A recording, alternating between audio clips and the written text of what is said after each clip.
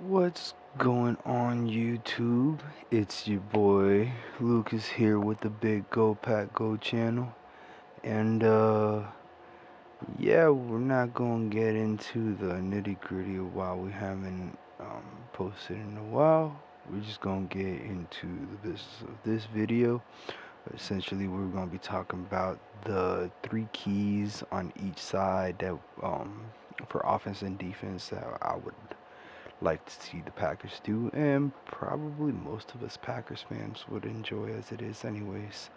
Um, but starting off with the defense in total, um, first thing they got to do, and one of the biggest storylines going on right now, is that the Packers have fired their defensive coordinator, and they are going to get a new one.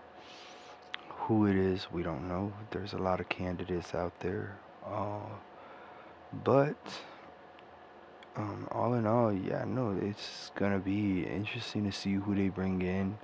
Um, Personally, I would like to have somebody who knows what to do with a young but very deep front seven.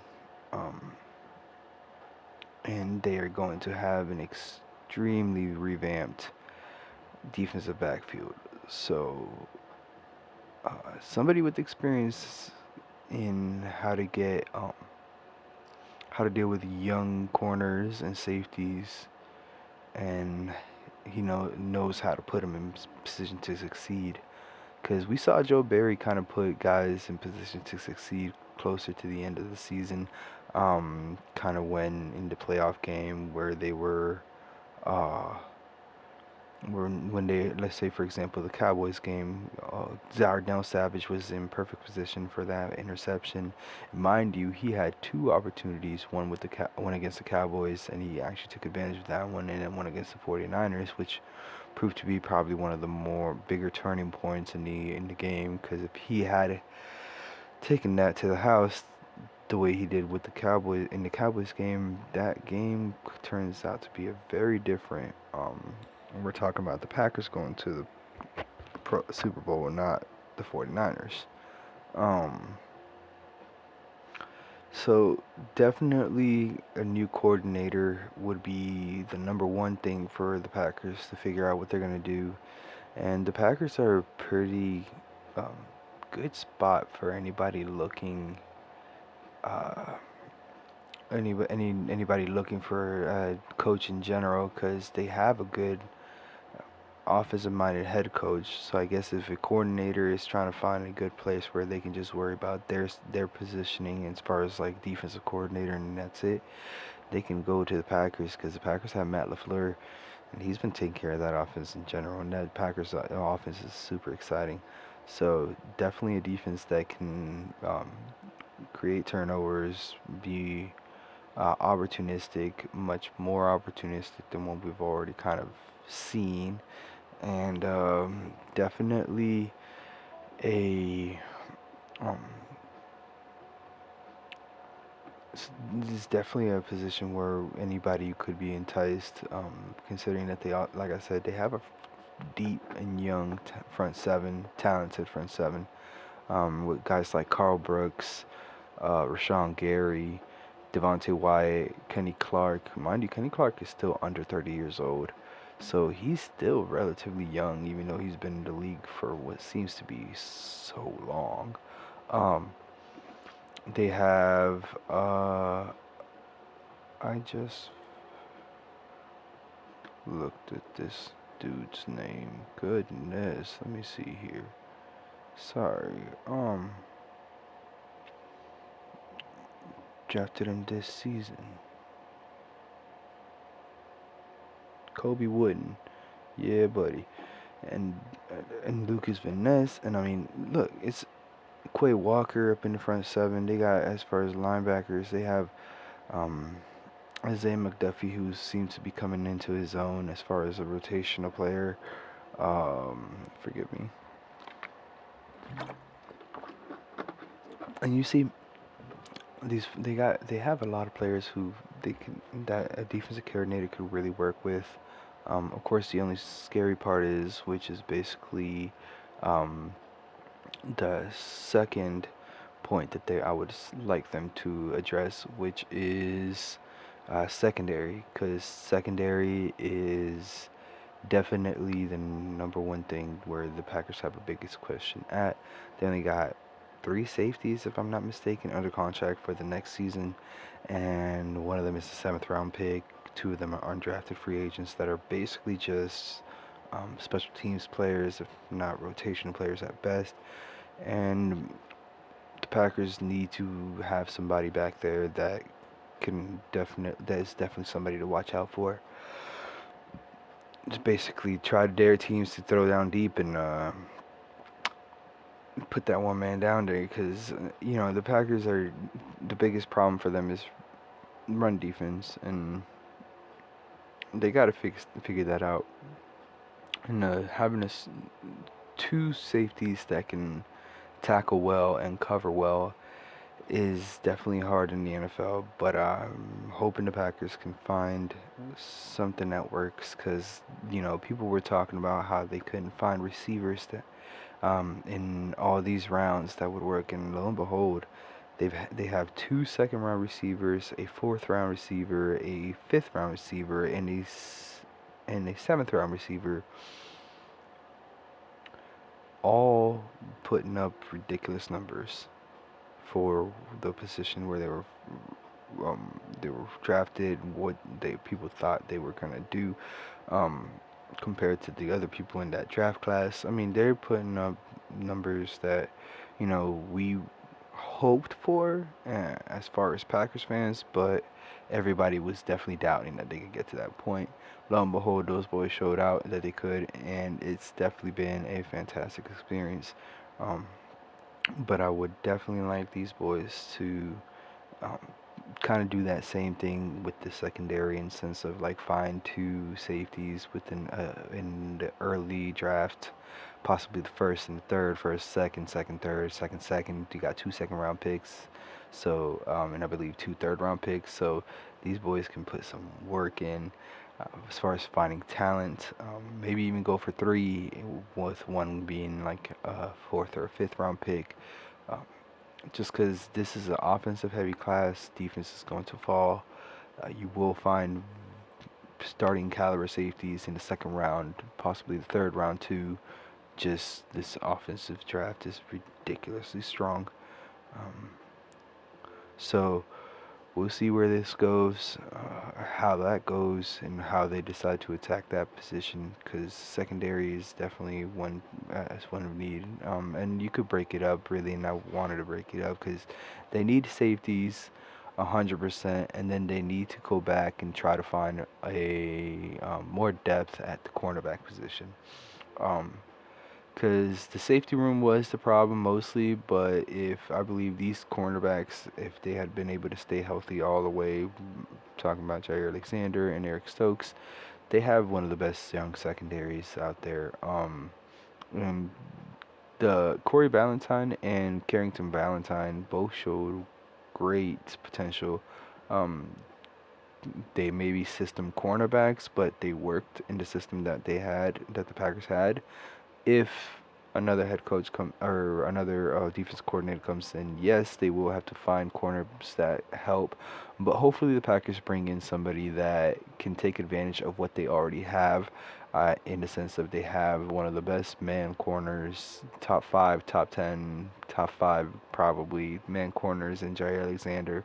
They have talent with Eric Stokes if he comes back, who's fast as any corner out there, and he's big. So he, if they can put him in position to succeed and they can use him the right way, they know let him go ahead and shade out the number two. I mean, he can cover shade the number two and have Jair covering the number one.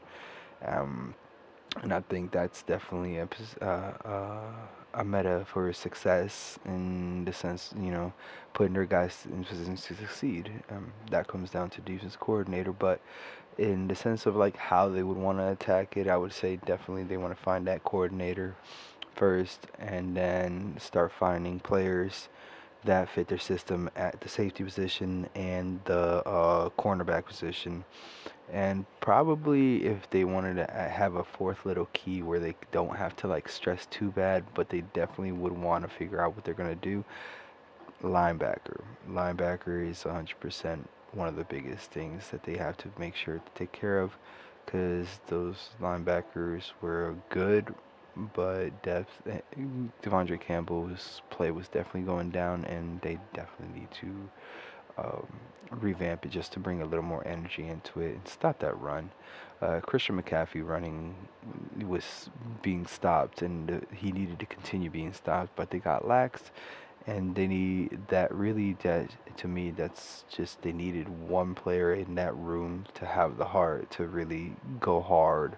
In that linebacker room and stuff the seams, stuff the holes that the offensive line was creating for Christian McCaffrey, because he didn't have that many big runs, but the runs that he did have broke the Packers back all day. So, and if we're being honest about it, that was the difference in the game. Whether they had if they were going to continue stopping them, or after they got to a comfortable lead, if they got laxed, we knew that Christian McCaffrey is not going to take a chill pill. He's going to play till the end of the game, and that's what they did. So, you know, and really that was we can mostly blame that on how Joe Barry schemed it up, because he had them playing super deep again. The same problems that had bitten the Packers in the past came to bite them again. So when I'm not too stressed about it. Most of anything that what they got to do is really find somebody who knows his situations, and then find the players that will fit the system. If they can do that here in the secondary, because their defensive line is set for a long time. It's cheap. I think the only expensive player that they have on their defensive line is um, Kenny Clark. Rashawn Gary is going to be expensive once they re-sign him. And Preston Smith is on an expensive contract this season, but it doesn't make sense because they're only saving like $2 million in money, and they're gonna have a $13 million cap hit in dead money if they cut him or trade him. So not a good idea. We have to see what they do with those contracts, and truthfully, that's really all I can say about the defense in that degree. So to recap, defense coordinators, the number one thing they need to hit, and then find players that fit his system in the secondary, so we can put cornerbacks and safeties together, and then let's go ahead and say linebacker depth and talent would be the next, because like I said, Isaiah McDuffie is coming into his own. Quay Walker is a very talented linebacker, but they need somebody else there on the side, and somebody that can rotate in and really spell them in the right way, because Devondre Campbell was getting hurt a little too often. I don't think they're going to bring him back unless it's a restructured deal, and he's getting a little on the older side. So whether they do even decide to bring him back like that or not is still to be seen. Um, but those three things are definitely what the Packers need to attack on the defensive side. Now, as far as the offensive side, this offense is in every way super exciting. Super exciting because they're not far from being probably one of the most explosive offenses out there. Because Jordan Love this season was under the microscope, and boy, did he show out. Yeah, I definitely think he shut a lot of the naysayers up. Now, keeping it realistic, obviously being not trying to, dive too far into the illusion of it, and it's one season. I understand too. We'll see if he can do it for his second season, and a third, and a fourth. If he can consistently do it and not come out like one of these players that, they show out for a good few seasons and then they're washed out. Um, or had a one season success and then they're washed out for the rest of their career. Um, because that would take the Packers into a quarterback purgatory, and I'm not interested in seeing them do that. Especially considering that this season was super exciting. They seem to have found another franchise quarterback, and the way they do it was just copy paste the process, and the process seems to work. So these boys are definitely the number ones. The Packers are definitely the ones that you want to copy if you want to find a quarterback to find a way to get a quarterback.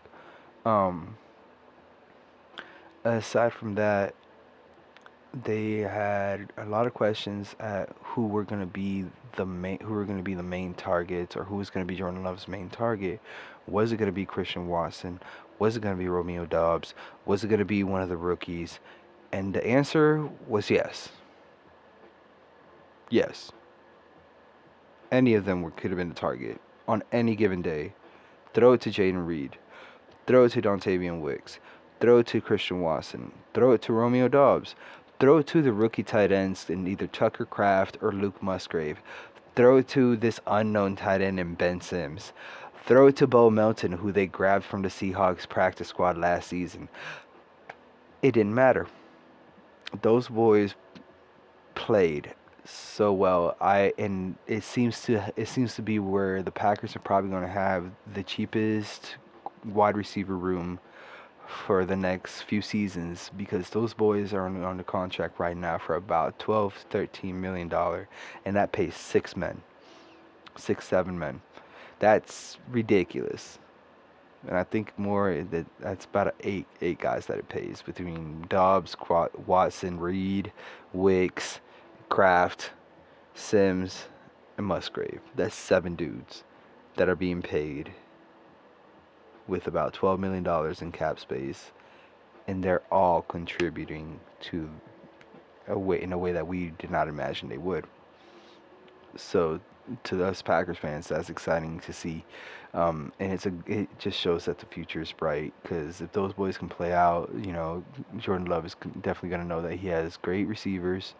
Doesn't have to worry about that, and all the Packers really have to do is focus on protecting him, because that offensive line having a lot of questions is not something that they want to have with a young quarterback. And they just showed that Aaron Jones just proved that he is the franchise running back. Um, he came in and put in a ridiculous amount of work throughout the season. Even though he was hurt, he still put up great numbers. And then in the postseason, you know, I don't think there was another running back beside that, that's not named Christian McCaffrey, that you would pick over Aaron Jones. Tell me a running back in the playoffs that you would pick over Aaron Jones that's not named Christian McCaffrey. And I'll wait forever, truthfully. But in this case, Aaron Jones definitely showed out. What they do need is to find a good number two, or reliable number two, or just bring in really competition for the number two running back position, or even the number three running back position. If they ended up bringing in AJ Dillon back on a really cheap contract, they do have AJ Dillon and Emmanuel Wilson who are going to be competing it out, if they bring back AJ Dillon. If not, Emmanuel Wilson is a great number two. He was doing fantastic before he got injured. And lo and behold, that is the number one problem that keeps biting the Packers at running back position. It is injuries. Uh, so if they could bring in another running back that could take over for when Aaron Jones is not healthy, or just go ahead and be the number two to Aaron Jones, and really just whenever they're rotating in, feel like nobody's missing, that'd probably set the Packers offense well over the edge. Because then at this point you have a dynamic quarterback, receivers that can do just about everything between block for the running back, run end arounds, or catch that ball, find themselves wide open. And Matt LaFleur is scheming them boys open as it is. So all they really have to do is find that number two running back and solidify that offensive line. Um, Solidifying that offensive line is definitely going to be a key, because David Bakhtiari has been hurt for 2 seasons. I still believe in the man. He is. It's not to say that he is the worst player or anything else, but being your best ability is your availability, and he's been hurt for about 2 seasons. And there's no way to justify paying that man $40 million if he's not going to play, or really $40 million in general when the risk of him being hurt that soon is not. He played 1 game this season, and he got paid about $30 million this season, 27 and some change. Paying him $40 million to play 1 game or 2 games, that doesn't help the team, and that's more hurtful to the team as it is anyways than it is helpful. So they definitely have to figure out what they're gonna do with him. And if they're not gonna have him, is Rasheed Walker? Did they feel that comfortable with Rasheed Walker at left tackle? If not, they gotta go draft somebody or pay somebody else, and find out how they're gonna cut all that money from these contracts, because Elton Jenkins is up for re-signing too soon. They're gonna have to pay a pretty penny to him. Zach Tom is manning down that other spot, that other tackle spot. I believe he should just go ahead and keep that right tackle spot. He's been fantastic. Um, and then that just leaves between Elton Jenkins and Zach Tom being the two mainstays at the offensive line. Left tackle would be a question if they're not confident with Rasheed Walker. I feel like he played decently enough and held his own to the point where they don't really have to worry about left tackle. Just worry about that center and right guard position, because John Runyon's going to be out of there, and if they want to bring him back, he can't be worth more than like $5 million a year. That's a pretty pricey contract for them as it is right now anyways, especially for an offensive lineman that is iffy and can play his best ball towards the end of the season and sometimes not so much. um, his highs are high, his lows are low, but we can't have inconsistency. We need consistency, and if $5 million is going to pay for inconsistency, I'd rather them trap excuse me, I'd rather them draft somebody and get the inconsistency from a rookie. Essentially, next season he might even play more consistency with more consistency. And guess what? You went ahead, you made that jump, and you cut down that money, and they'll be in a better position for that. But if they feel comfortable enough, then center is really the only position they really got to fix up 100%. Because it all goes right down into that center, and that center is really important. Josh Myers is okay, but he hasn't been either J.C. Treader or Corey Linsley. They need, definitely, as far as the Packers go, they need to find a center that can be the franchise center for a while, or really for a while, because if they're going to have a franchise quarterback, a franchise center has to go with that. We've seen how well that works for a lot of quarterbacks in general. Um, Jason Kelsey having given the Eagles so much success, and players like what was his name? Buddy's name, Jeff Saturday. Jeff Saturday himself stayed with almost his entire career with a Hall of Famer in Peyton Manning, then went to play with Aaron Rodgers. But I mean, that the chemistry he had with Peyton Manning was so much. Even in the Pro Bowl, they allowed him to switch teams just to snap it to him one more time, and that closeness really helps a player as far as like I will block for you. So finding that kind of player that would be there be that for Jordan Love would probably be super beneficial for the Packers. Um, and really, there's not much more that as far as a key for the Packers to figure out there. And I would say the third key is really just figuring out what they're going to do with the expensive contracts that they have on offense. Because Aaron Jones has a very expensive contract. Is he worth it? I believe so. But at the point where the Packers are at, if he becomes a cap casualty, that really puts a hurt on the Packers, and that can't happen. David Bakhtiari is another very expensive contract that they just shouldn't be having, and they got to figure out what they do. Jordan Love is definitely going to be in for a payday, and they have to figure out how they're going to move that money around for that man to be paid. I don't believe that his first contract should be anything over 30 to 40 million, but these quarterbacks nowadays are getting anywhere between 40 to 50 million, and it's just ridiculous. Just simply ridiculous. But if they earn it, they earn it. And Jordan Love did play like a top five quarterback, so he should be paid like a top five quarterback. And whether that comes from guarantee, and whether how the Packers figure that contract out, because I'm not even gonna put out all these supposed, it goes into too deep. Um, how the Packers figure that out, that's gonna be a game of wait and see, truthfully, because they'll have this season and they have whole next season to figure out how they're gonna make that money happen.